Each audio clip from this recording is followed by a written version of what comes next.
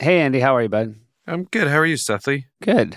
Yorm was just setting up his recording device. We only caught the tail end of it for you guys, but that was kind of what the last 5 minutes of Andy in my life has been, right? Yeah, but honestly, it was nice to have it be someone else. Someone else stressing out about their equipment. Yeah. Can I say the part that I was most thrown by is we got on and Yorm had a lot of audio questions and he said, I got a new setup from a kid down the street. Exact words. His name is Ted Parati. Thanks, Ted. But what? You have your own equipment. Why are you getting it from a kid down the street? Because I'm in also, Connecticut. No one meets more people with other recording equipment than Yorm.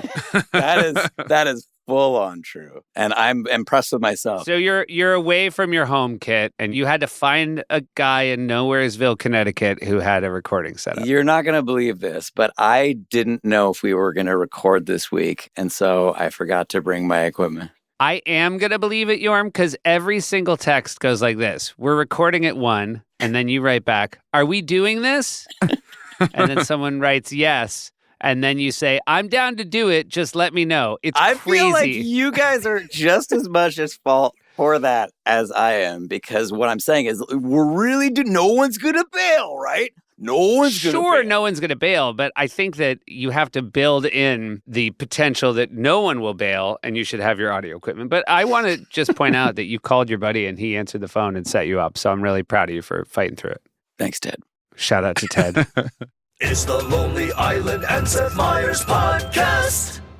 Hi, gentlemen. How are you? Hello. I'm pretty sleepy, but I feel happy inside my heart. Yeah. Are you guys still hungover from Sunday night's festivities? I think I'm emotionally hungover and Yeah. way more than on any sort of substance intake. I think it was a real emotional roller coaster, the old SNL 50. And we are going to be doing a special recap episode about SNL 50 and all the festivities. We're very excited to recap. SNL's 50, you guys. I think Jabba. you're blowing out your mic just a little bit. Somebody's on job. Somebody's back on job. I mean, it's pretty much been 50 the whole year also. Yeah.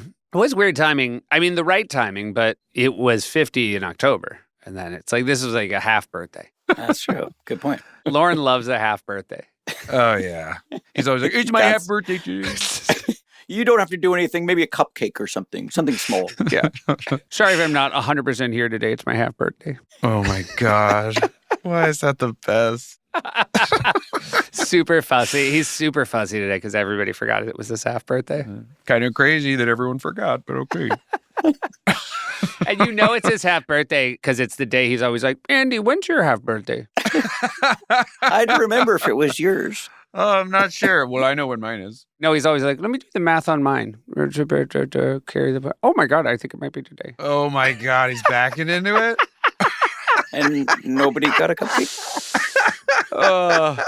A scramble of Lauren's assistants to make it seem like there was a big. Got to set up a surprise party in the lobby. Half a cake. Oh, you didn't have to. Do you get half a cake on your half birthday, Seth, when you celebrate it every year? I do have half a cake. Yeah. And do you like it to be like a gag cake where like it looks like it's been eaten, or you like a clean slice? Interesting question. Yeah. I do like a clean slice. Yeah. Yeah. Yeah. Yorm? Oh, I like it to be Cookie Monstered out. Yeah, like it got attacked. And then I pretend like a monster was in here. And I'm like, oh, no. And you like a blue Cookie Monster cake, right? That's correct. That like dyes your mouth. You know me so well. Yeah. And you do a good Cookie Monster impression. Can we hear that? Cookie. Yeah. Yes, our cookie is good enough for me, right? No, we can't clear it. Oh, fine. You know what I've been doing with my kids? A Yoda impression because they're finally watching the Star Wars movies. Ooh. Can I tell you the massive downside of watching the Star Wars movies? What? They have so many questions about the Star Wars universe and lore. And basically, I watched, the 3 when we grew up. And then I have no memory of Phantom Menace. Those middle 3? Yeah. No, none. Zero. And so they'll watch that and be like, hey, what does... And I'm like, I don't know. Yeah. They're clones and there's a war. Yeah. The Chancellor, Dad, is the Chancellor, when they call the Senate, Yeah. is Amidala also Naboo? I'm like, I don't know. I don't care. How does the Chancellor get voted in?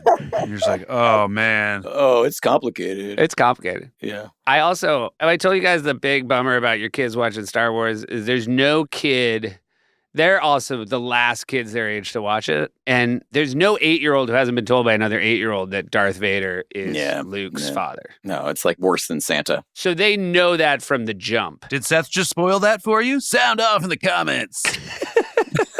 And they have so many questions about like co-parenting. Like the movie starts and they're like, so wait, why doesn't he live with him? And I'm like, I don't think they have a good situation. Why does Luke live with Darth Vader? Well, they just can't conceive of the fact you wouldn't live with your dad. Yeah. Yeah, like, so did he like swing by with half a cake on his half birthday? I know I don't get to see you much. I made it look like Cookie Monster attacked. It's a lot of fun. He loses his mind. Okay, gotta go. Did no one remind me it was Skywalker's half birthday? He like sleigh chokes the Imperial baker from across the ship. Oh my goodness. This is a Q&A episode.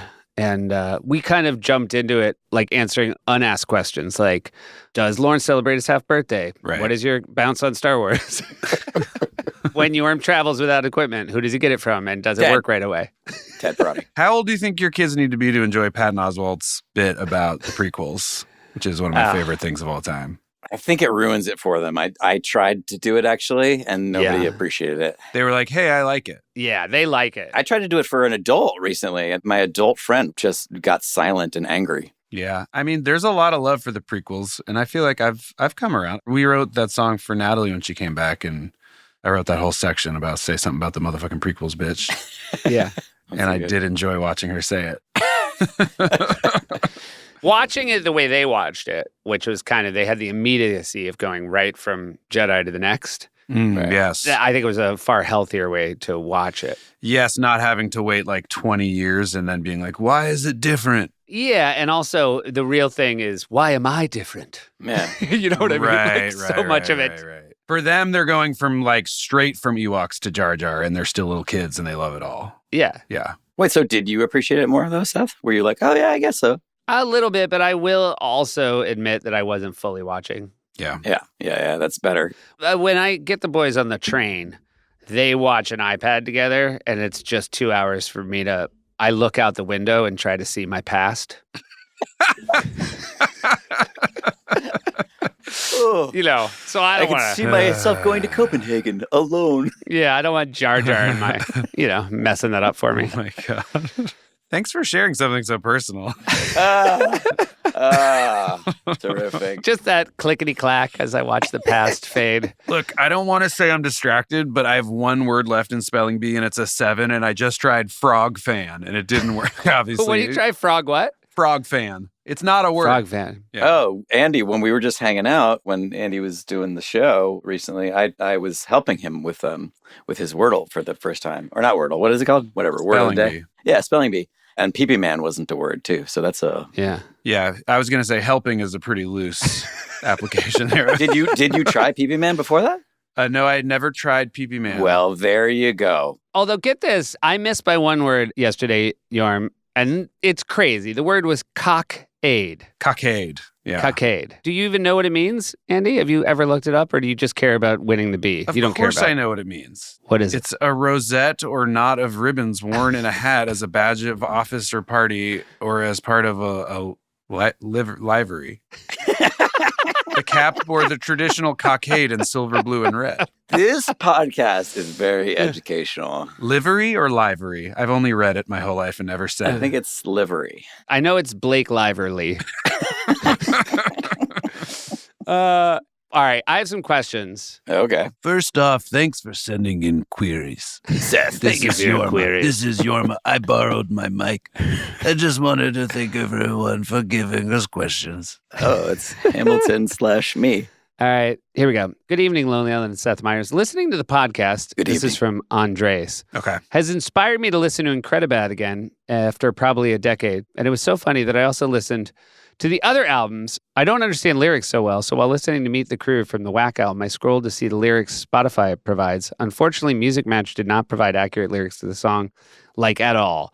It heard Keeve as Keith and Yorm as Worm. Oh, dear. Keith I can understand, but why would his name be Worm? Can I tell you the funniest misunderstanding of my name ever?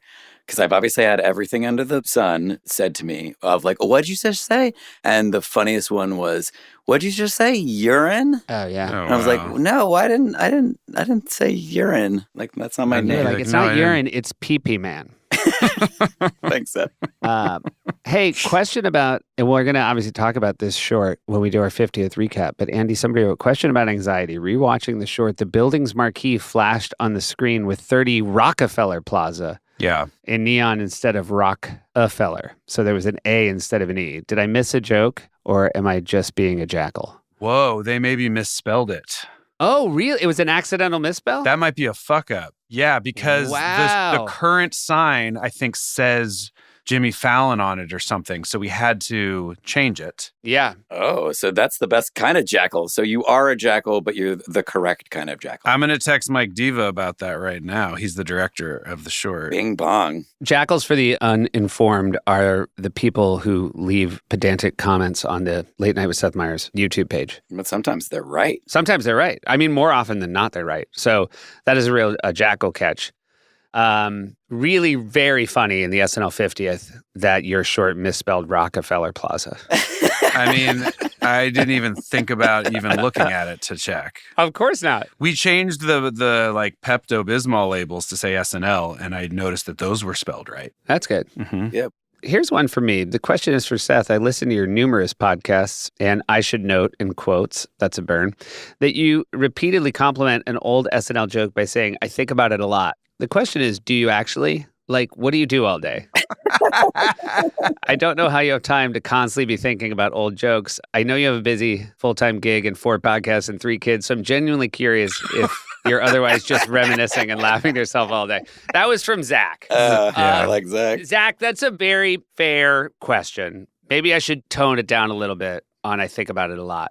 But every time it rains, I do think I wish it would rain. That's good. That's a lot. Yeah. That is a lot. All right. So there are a lot of triggers, and my YouTube page algorithmically is pushing old things to me all the time. It pushes you a lot of SNL stuff. It's like, hey, do you like this? Yeah, and I think mostly from a lot of stuff from Ann Golden era. Yeah. Yeah, Rockefeller with an A. Oh, I thought you were doing spelling bee. You were looking down so much.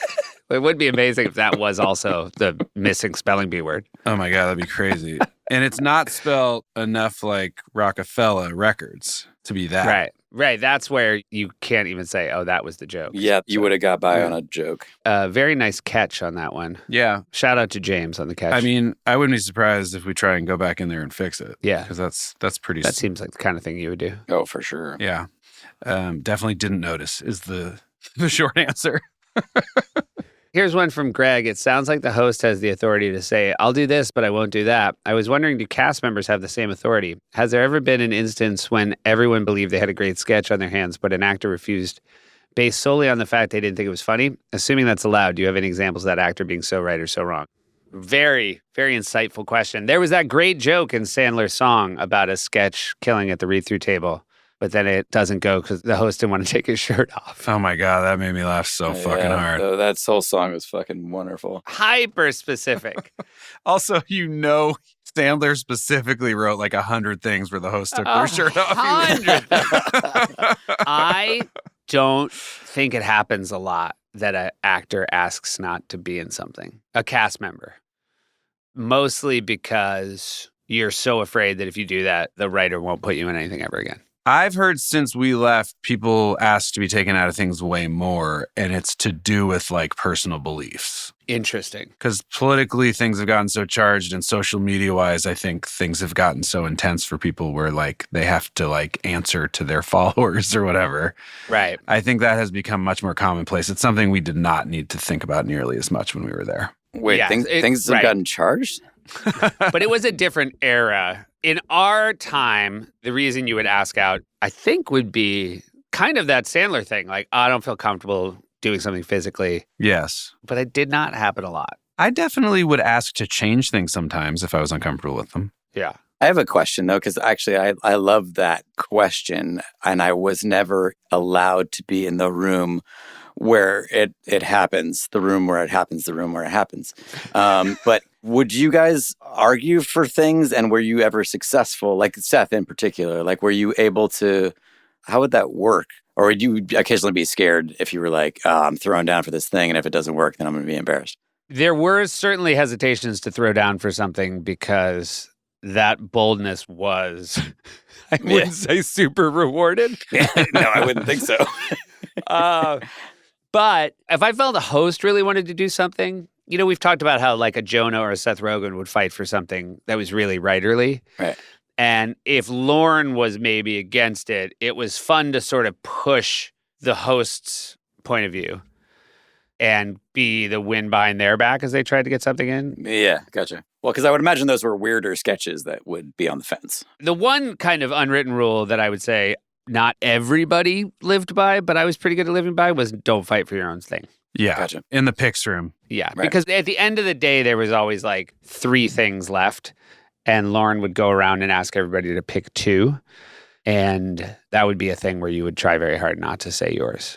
Right. The only time I was ever in that meeting, Yorm, was when I hosted. And how weird was it? Like, just like, how behind the curtains, or were you just like, yeah, this is about what I expected? The thing that I learned from it that was nice was how much Lauren genuinely cares about giving the cast things to do in the show. Oh. And wanting them to have a good show. Nice.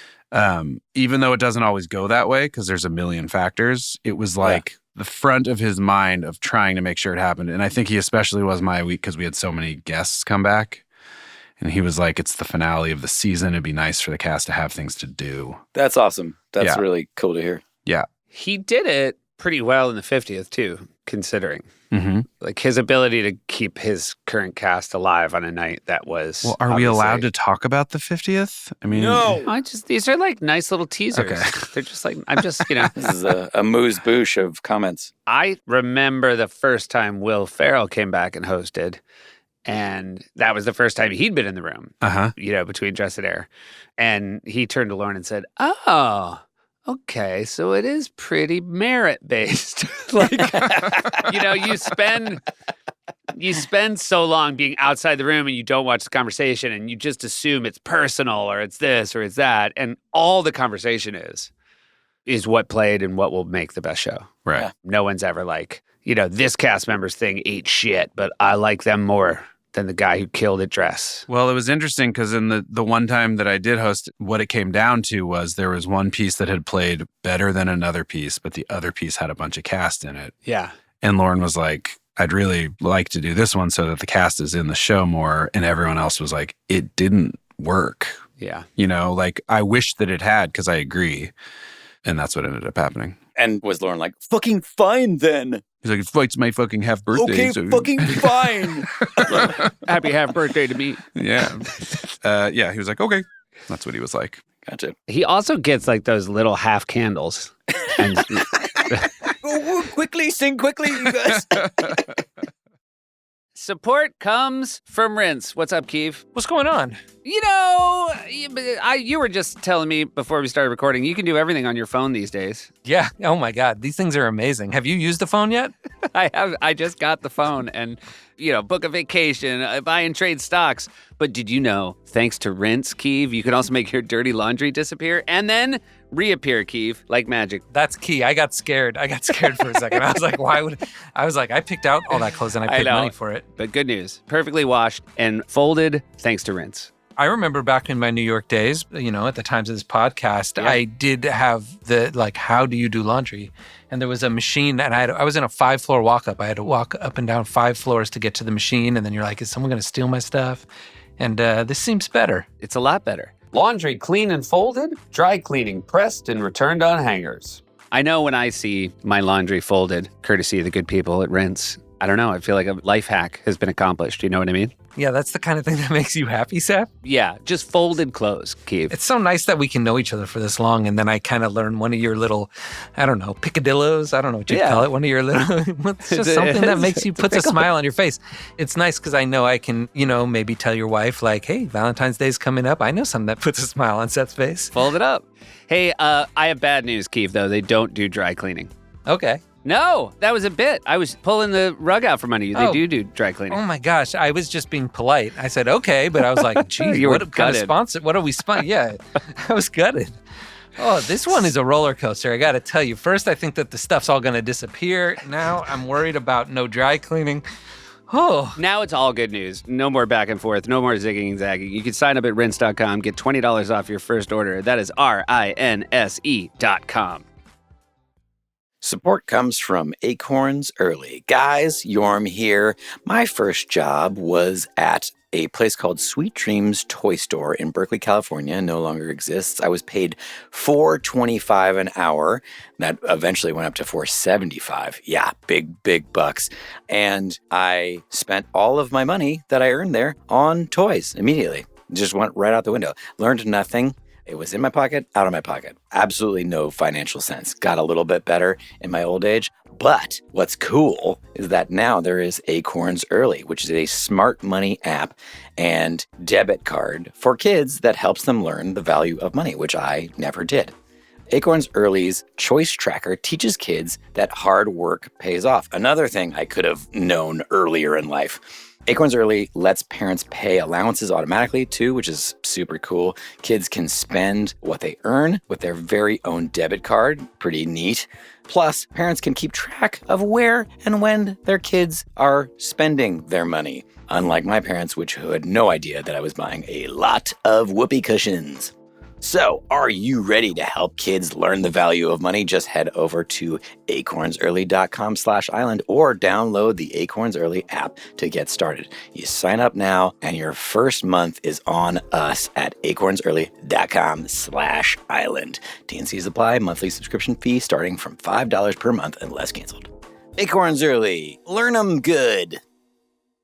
All right. This was from Tom. Often Seth mentions the time he bombed so hard trying a new bit on Update. I think it involved a British accent. It did. That Lorne told Alex Bays under the bleachers, burn the tape. Recently, Bays told Vulture that his most embarrassing moment on SNL is the time he wrote a bit for Update that bombed really hard, and afterwards, Lorne said to him, do you want me to help you bury the tape? Yeah. The question Tom asks is this the same incident? It is. Lorne only said it once, but Bays, of course, remembers the better wording. Yeah. That's really funny. It's way funnier that he offered to help. Yeah, that's great. Like, That's great. you want me to help you bury the tape is a really funny passive-aggressive thing. Again, I know Andy's going to get all hot under the collar as I allude to the 50th again. But I remember at the 40th, as we're talking about Under the Bleachers, Lorne, at the 40th after Celebrity Jeopardy, which I'd worked on, I walked under the bleachers and had a nice moment with Lorne. And I feel like at the 50th, Lorne was fully in his seat the whole time. Mm-hmm. I feel like Lorne decided for the 50th, like, oh, I'm just going to be in the audience. Kind of makes sense. Yeah. There was no dress rehearsal for either, right? I don't think so. Yeah. No. But you couldn't tell. I thought it was a pretty solid show. Not that we're talking about this, because we're Not not. that we're talking about it. Can we talk about all the documentaries? You know? Yeah, I think we can talk about the docs. Have we talked about any of them yet? The fucking Questlove one. We alluded to the music one. I It was should so amazing. point out that I have not watched many of them. Is there a great one? I haven't either. But the music one I've heard is real solid. I liked all of them. I mean, Questlove's is like a real triumph. Yeah. Just the opening sequence took years to make, apparently, and it's just mind-blowing, and it also makes you feel so inspired by like what the art humanity has created over the last 50 years. Yeah. And I mean, I'm biased because there's a section on us and it made me feel really affirmed. But like, you know, he's a killer. His documentaries are so good. So it was really cool to see him give it that treatment. But they were all really fun to watch for me. I mean, all of them. That's awesome. Alan, gentleman, longtime listener, first-time writer. I've apparently been living a lie for the last 16 years. Oh, I would have no. bet all my Santana DVX, all my boats, and all my Christmas geese that the Old Saloon interlude was a clear parody of the Bone Thugs and Harmony masterpiece Ghetto Cowboy from the year before. Please tell me I didn't get this wrong and I will be forgiven. Oh, I'm wow. sorry, Alan, to say that I Yeah. don't remember that at all. Wow. It's definitely not. I don't either. It's definitely not inspired by it. Actually, I do remember it now that you mention it, but that was not our reference. No, it was inspired by that beat. Yeah. Yes. The beat came on the Newmark beat, right? Yeah, it's Newmark. And we were just started doing that, which is how so many of our songs begin. It is great how beat-driven the ideas are as opposed to having a premise and finding a beat. I think a lot of rappers do it that way, not just rappers. Uh-huh. Since you mentioned frappers Andy? Yeah. We have some voice notes too. And this one is from, I believe the name is A Miracle. Hey, I just want to say that I really love y'all music, and I really don't fuck with how y'all be saying that y'all fake rappers, because y'all got bars, y'all got a flow, y'all got a nice beat, and the rappers fuck with y'all, and the culture fuck with y'all, so stop saying y'all fake rappers, because y'all dope as fuck. Well, that's nice. That was so nice. I'm never going to stop saying that, but it was so nice to hear. Yes, but I appreciate both that you're not going to change the way you say it, but I do want you guys to take it in because I echo that sentiment. Here's what I'll say. At the end of Incredibad, our wish is to be the dopest fake MCs on The earth? greatest fake MCs Greatest on fake earth. MCs on earth. Yeah. I still want that crown. Yes. I have a competition in me, Daniel Plainview, about that. Yeah. I don't want to go up against real rappers that can like actually spit. We love it. It's our fucking life. We love that music. We came up on that music. We still check in on that music the whole time. And we also know what it actually is when people can actually do it. Yes, it's just that when you would see somebody spit for real, it's a very different thing than how we record. Yeah. It is not over and over and getting it perfectly aligned and aligning our vocals and da-da-da-da. But Like, again, it's just like, point to anyone else doing fraps that fucks with us. Yeah. In that sense, I'm like, maybe we do have frat bars. frat bars. Yeah. We have frat bars. Lauren asked for a frat bar set up for his last half birthday. We're just like, and then there'll be toppings and jimmies. Austin has a question. I listened to the whole podcast at work, and I have two questions. Firstly, why didn't Smorgasbord from Scarlett Johansson's 2006 show make Seth's Corner? I'm shocked it didn't give it a mention, because not only is it Seth and Scarlett on screen doing a kind of Swedish accents, but we also get Andy's Swedish chef promoting ringtones. Oh, yeah. Yeah, so we probably should mention that. That's a sketch I like very much. How does one go about making pickled herring and go slowly for us beginners? First, take the herring, place in a jar of brine. Wait for herring to be pickled. How long must I wait? 45 minutes of daylight. So 5 days? Yeah. Yeah. That looks delicious. And now a word from our sponsor. You asked for it. You wanted it. Now here it is with the chef ringtones. Smorg, morg, smorgy, morg, smorg, morg, morg, morg, smorgy, morg, morg, morg, smorg, morg, morg, morg, morg, smorg, morg. I don't remember what I did. I just remember it was one of the many times Seth slid me into one of his bigger pieces doing a little thing that I was able to do. And I was happy. I was like, hey, I got to do Swedish Chef. It was a very fun sketch that looked very beautiful. It was like an Ingmar Bergman sketch, which made a Swedish chef appearance mid-sketch a good time. You also did that with my Billy Bob selling Kangles and something, right? I didn't write. That was Jost wrote two first names. Oh, two first names. And I was Billy Bob's and I was the commercial break. And I'm going to say something. And hold on, I want to look back to say, Zach. I think about that all the time. And I'm not lying. I think about Andy doing Billy Bob Thornton in two first names all the time. Every time I see a Kangle.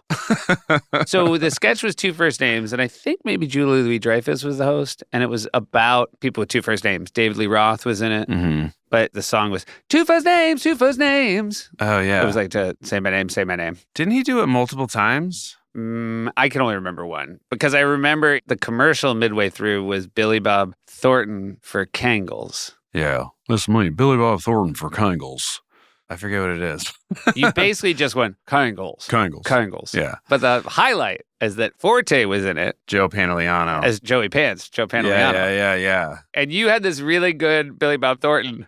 And then his only line was, they're the best. Yeah, because he had no impression. No impression. What do you think, Joe Pantoliano? They're the best. Just not even trying. But also 100% trying. Yeah. Forte, incapable of mailing it in. Forte had probably spent the entirety of the week listening to Joey Pants. Oh, my God. That was the best. Watching is that right? Well, just watching an incredible performer like Forte know that he puts all this time into it, and the best he could get was, yeah, the best. It's like when he does Australian. Whenever he does Australian, you're like, whoa, you've been there. I know. Well, he spent 6 months in Ireland, 6 months in Australia, and he still can't do impressions to save his life. Sometimes things just elude you, you know?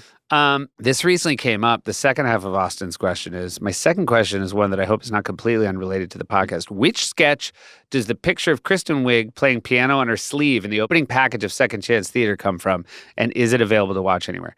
All right. It is not available to watch anywhere. It got cut from Dress. But you can go back on my show. Amy Schumer and Jillian Bell were just on my show promoting Kind of Pregnant. And Jillian Bell wrote that sketch. And we talked about it because it is one of my favorite cut from Dress sketches of all time. Andy, you were in it. Which one? It's called Grief Counselors. And you are in an office where half the staff died from bad food at a picnic. And they brought in some grief counselors, and it's Wiig and Charles Barkley.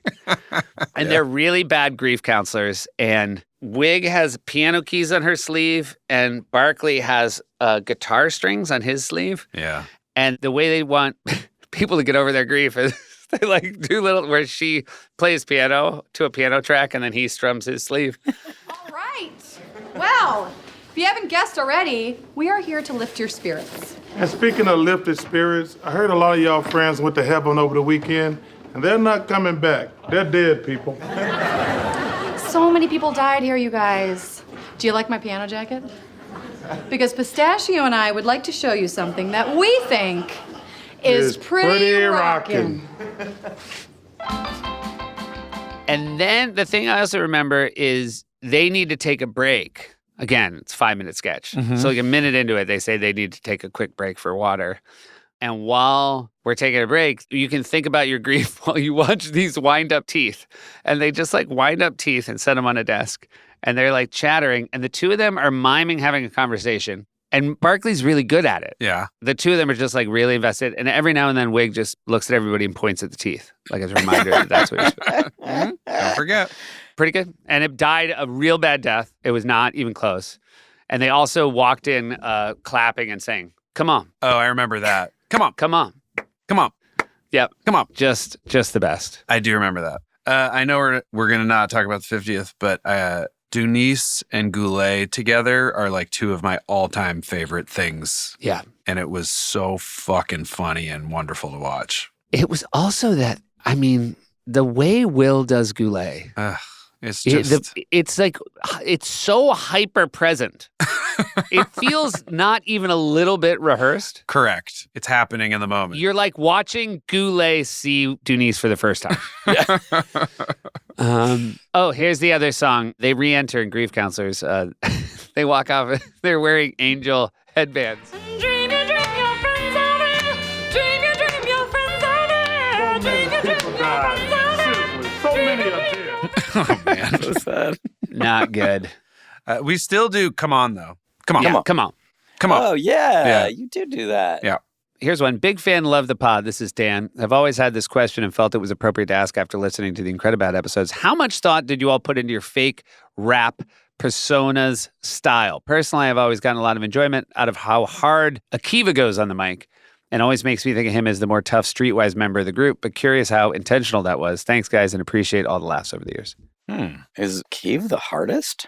I don't I know. think we all scream a lot, but I don't know. I mean, now me and Yorm are offended, obviously. yeah. I mean- it's hard for me to answer that question. Visually, right now, you guys are on your heels. Yeah. We go hard on the MIC, you know? Also, like spiraling, like reconsidering my entire frat persona. We all thought we were the hard guy. Oh, that's so funny. It would be so great in the Questlove doc if there was just 3 different talking heads of each of you being like, and then I'm obviously the hard guy. I mean, I don't know. Seth, what do you think? You're an outsider. I think that Keeve, to me, has always been the farthest from who he is in real life. That's fair. yeah, I think that's accurate. He flips the switch for sure. Yeah, because even... I don't even feel like Keeve does hard bits, whereas I feel like you guys do hard bits all the time. Keeve is just so analytical. Mm-hmm. And so I think the switch of who he is off and on the mic is the biggest gap. Yes, he's a low-key dude and kind of a quiet killer with his comedy. And then on the mic, he's like, I'm on a boating it, going fucking ballistic. Yes. Yeah. How many times does he curse in I'm on a boat? Is it like 16? His second verse on I'm on a boat is like half the words are the word fuck. Yeah. Yes. And you curse a little bit, but nowhere near as much as he does on that song. I don't know that I curse. I say get the fuck up, this boat is real. Yeah, but that might be your only curse word. Yeah. And the first time I saw him do anything short-wise was, the Bing Bong Brothers and then Just Two Guys. And so I also thought that was his move. Because that's what you would guess as Q's wheelhouse. Yeah. And so I think it's so fun that his hard rapping is so. I mean, I always love hearing Keith because he has that upper register kind of like in an ad rock way. Yeah. Which it cuts through the beat really nice. And I mean, we love him. Yeah. We love how he sounds. Yeah. Yeah, high register angry is very fun. Yeah. Keith, he's an all-time frapper. All right, look, we're going to have to do some digging here and find out if this is real. But just buckle up, guys, because this is the one I wanted to really read to you guys. Oh, shit. James, in parentheses, Senior Director of Marketing at Doritos. Oh, no.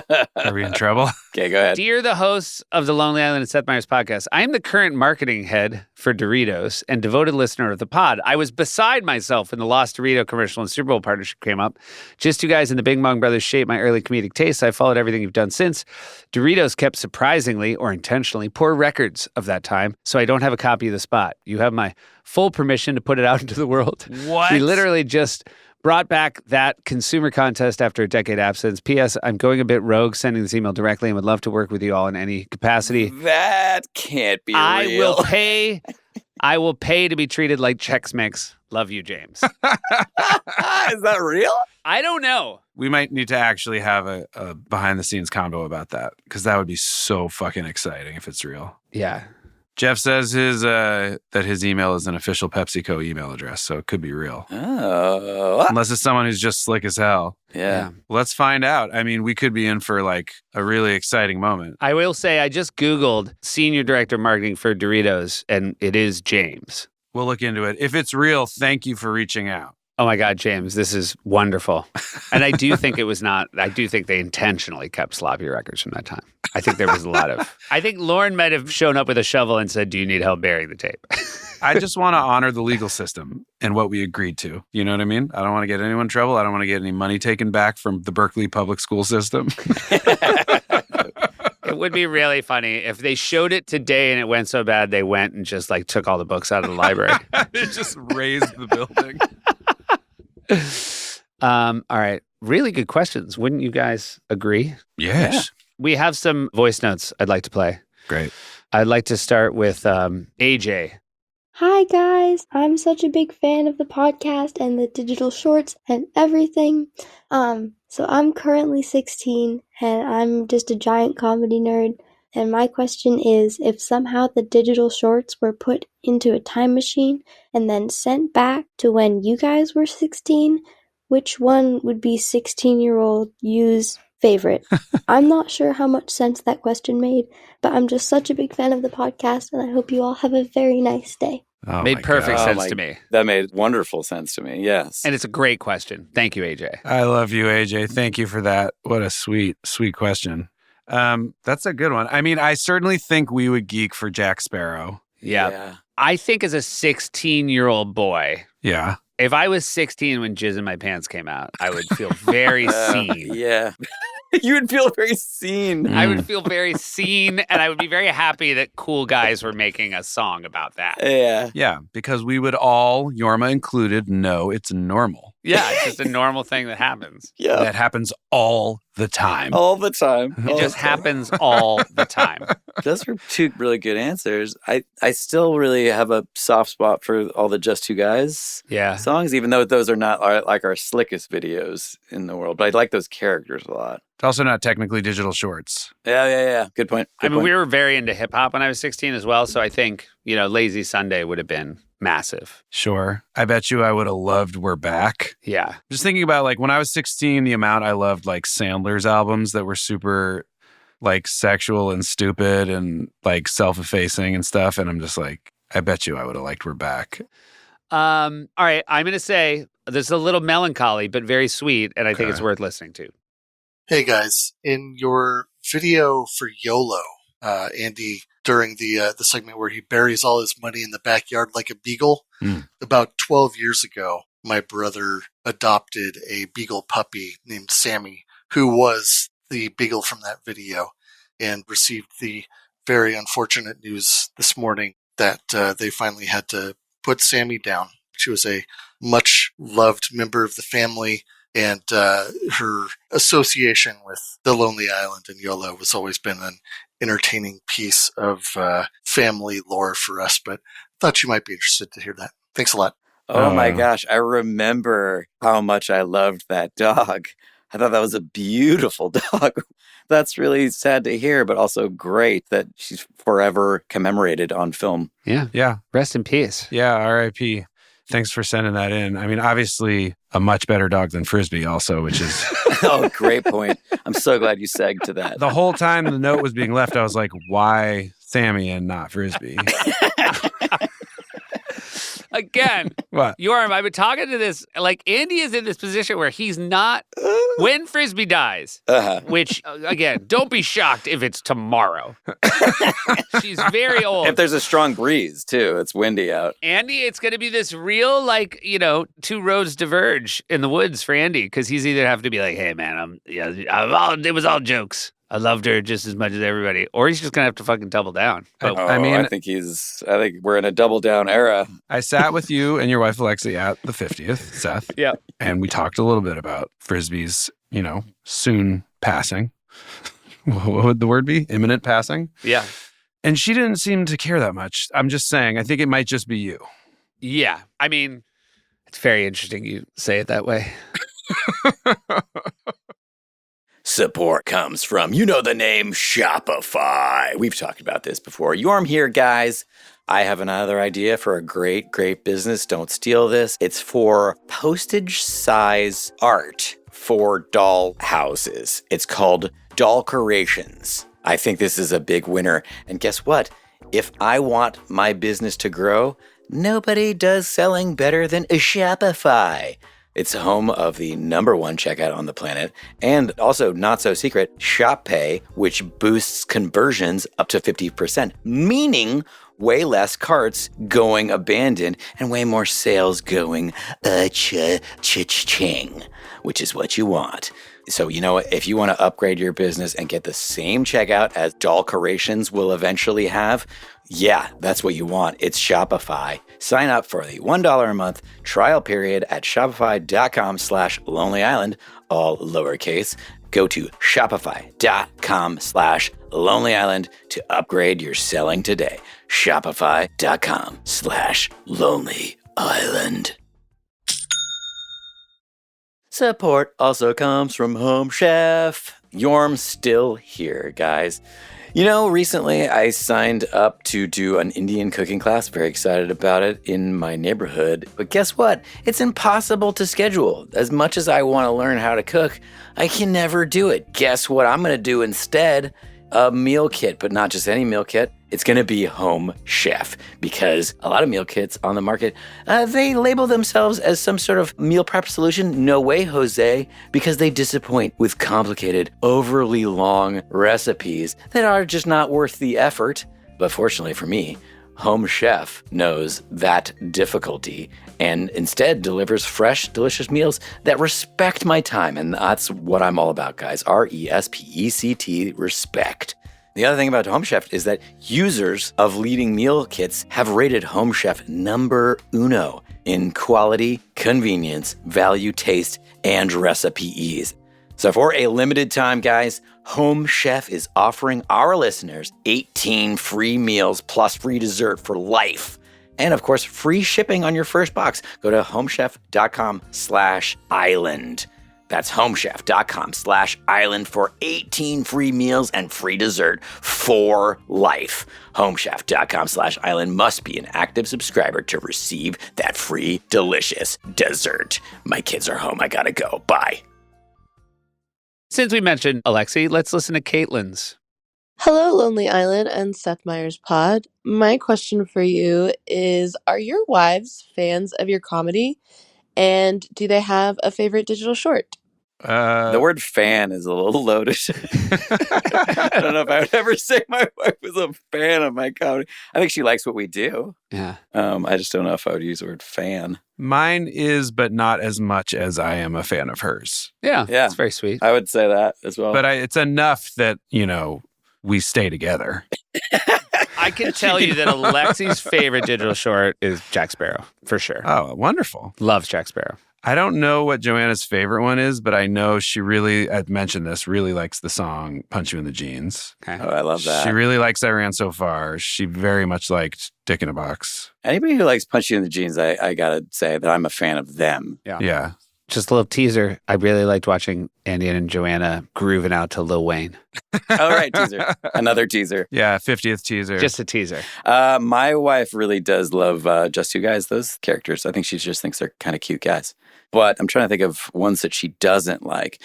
This is a sidebar, but the worst reaction has ever gone over for me was actually for Mari's family was the video Diaper Money, because you think my verse is about wife pussy. And for some reason I was like thinking that they would think it was funny.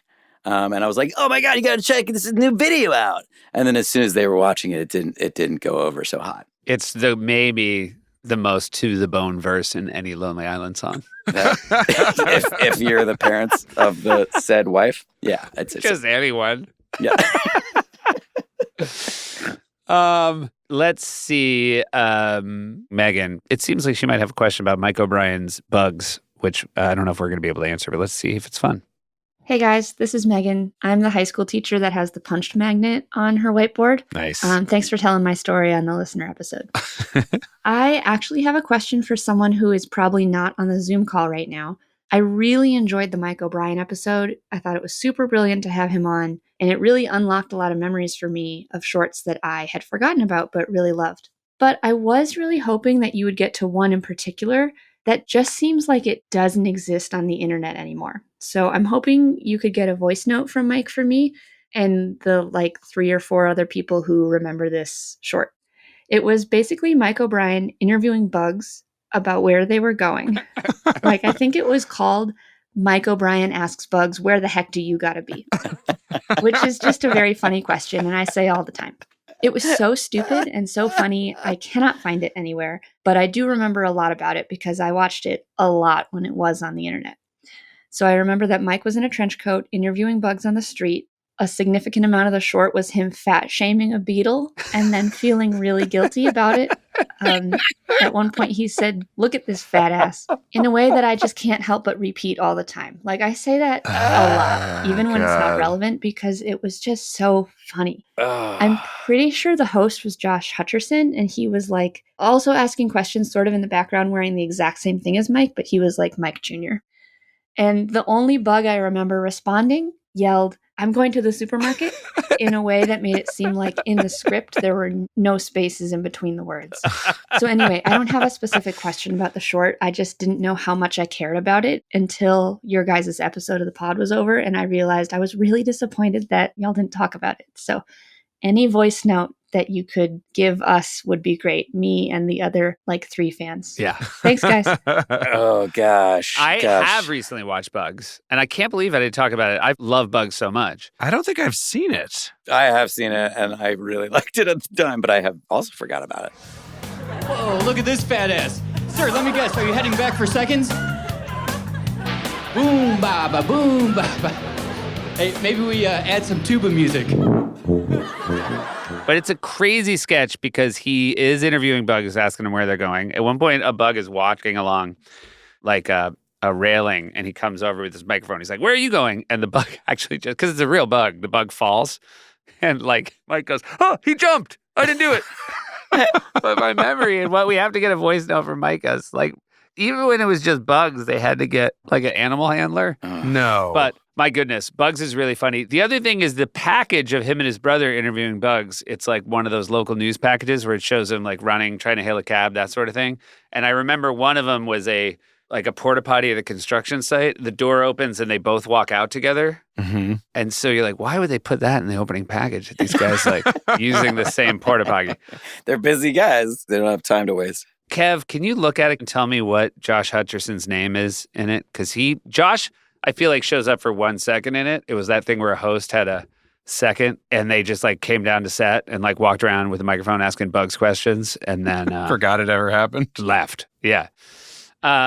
O'Brien's name in Bugs is Winston Sam Bass. Right. Investigative reporter. Sure. And he has really thick fake black eyebrows. Winston Sam Bass is not a joke, right? But then Josh Hutcherson shows up at his brother, and his brother's name is Lance Sam Bass. Right. Like, also kind of meaningless, but pretty funny that his name is Lance Bass, but with the Sam in the middle. That's a great question. All right. There's another one I wanted to listen to. Laura. Laura has something, and she's really standing up for you guys. Oh, my God. Finally. Hey, Lonely Island and Seth Meyers podcast. Love you guys. Huge fans of the pod. I just watched the SNL 50th season documentary on Peacock, and there's an episode where they're talking about sketches that don't necessarily work, even though you think that they might. And the example that they used was laser cats. And I am so offended for all of you guys on your behalf. Like, what is up with that? Just wanted to see if you caught that and if you have any thoughts, because I had many angry ones. Thanks, guys, for all you're doing. Hope you're staying safe. Bye. So nice. Andy, you've probably already seen this, so I'm just going to weigh in because I haven't. I mean, I did see it. But are they talking about how we're presenting laser cats as if it doesn't work to Lauren? I thought maybe they were being cheeky of being like showing me and Bill sort of in the role of writers pitching an idea that people don't like. Yeah. Because it's like, I know what she means, that it could be inferring that that's one that is not good and didn't work. But it also is like the story of Laser Cats is that Bill and I are failing. So I chose to believe that they were showing that sort of like winkily. All right. So ultimately, I don't think they would burn Laser Cats in the dock. Oh, there was another question I wanted to ask. It was not really about anything we did, but this is from Corey. Question from a long time ago, so not sure if you want to go back. There's an SNL sketch with Hugh Laurie where he's a ghost hunter. Do you guys remember it? I was there. Hugh Laurie's character farts, and they keep replaying it over and over because they think it's a ghost. Because they're shooting it with one of those infrared cameras. Yes, I do remember this. And they keep looking at it, and it's very clear that he doesn't want to look at it anymore. My question is, who wrote this genius sketch? I actually first saw it on a family trip. My mom, dad, sister, and I were sharing a hotel room. We got up 4 a.m. the next morning to watch a flight. My dad was laughing so hard at the ghost fart sketch that he was crying. For the next few hours, every 30 minutes, he'd start laughing again and wake us up. James Anderson. I was going to guess James. Yeah, I should have let you guess. Yeah. Speak to us. Let your presence be known. If you can hear us, give us a sign.